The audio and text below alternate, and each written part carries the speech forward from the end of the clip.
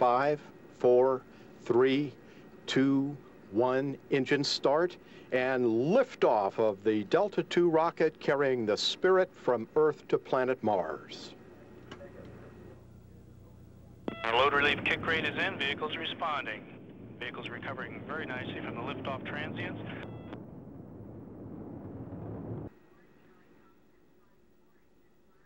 And we have burnout of the 3 air start motors. We're coming up on T plus 130 seconds. Solid motor jettison. All 3 have jettison. And there's jettison.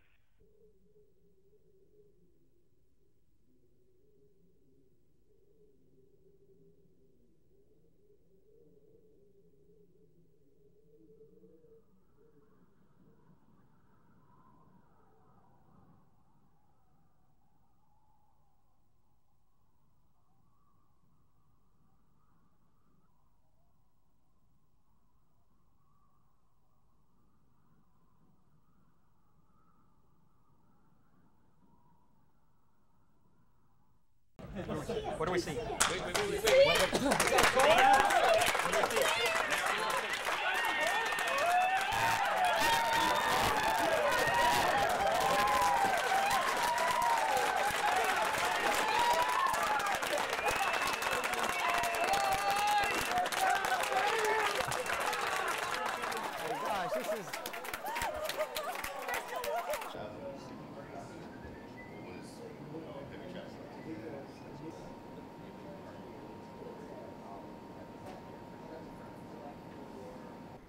When we landed, we had a 90-day mission. At least that's what we thought at the time. And so we were focused on getting this done in 3 months, and that we wouldn't go very far from the landing site. We'd be like exploring your own yard around your house. And that's the extent of the exploration we thought we would do. But we are now 14 years since they've landed. Opportunity is still going. It's gone 45 kilometers on the surface of Mars. And we've greatly expanded what we've explored on Mars with these rovers. So in that sense, there was no expectation of that when we landed.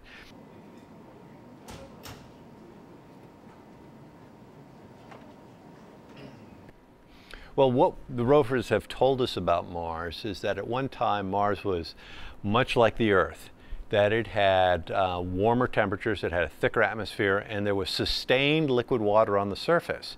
Now, there's a lot of debate about how much water there was and where did it go, but at one time in Mars' past, it was Earth-like in that it had these habitable conditions.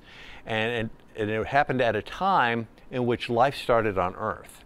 So now we know, at least in our solar system, there were at least 2 worlds, Earth and Mars, that had similar conditions, and life started on one, and we're still exploring the question of whether life started or whether there is life on Mars today.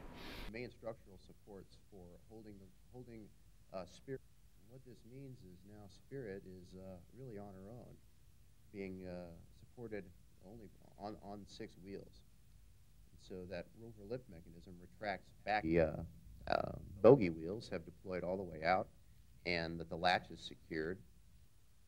Well, as if what Chris just described to you wasn't enough for Spirit to accomplish. No, it felt like it was possible, but that it was a long shot to propose such a thing and to propose building a rover from start to finish in 3 years, get it launched in that fast of a time. So it seemed very challenging, and the first hurdle was politically to get it in contention for flying and then selected. So we knew we had a stiff curve of selling in the beginning. Good morning and welcome to NASA's Jet. We'll start with Jennifer Trosper. She's the mission manager for the Mars Exploration Rover mission here at JPL. And I think that, you think about Spirit and Opportunity, we sent 2 because we wanted 1 to succeed, right? And if you think of it that way, and then you look back from today and you say, Opportunity is still alive and Spirit far exceeded the mission expectations. I mean, what happened as a result of that was fantastic, and it really springboarded the Mars program to where we are today on Mars 2020 with this huge rover that's actually going to cache samples for Mars sample return. And I think Spirit and Opportunity were really a turning point in the Mars program. Today is the day that the Spirit rover finished its final unfolding on the surface of Mars. So it now stands full height, and all 6 wheels are in their final position and ready to drive onto the surface of Mars. So it's a very big day for the Spirit rover. Helped design all of the hardware necessary to... One of the really big parts of the progress we've made from Spirit to Mars 2020 is that we're making these rovers smart on their own. The operators don't have to tell them every little thing to do. They know what science is good, and they can, and they know how to optimize it, and they can maximize it and be very efficient. And so that's exciting because we're not in the minutia, we're in the big picture of understanding what Mars was like in the past and what it's like today.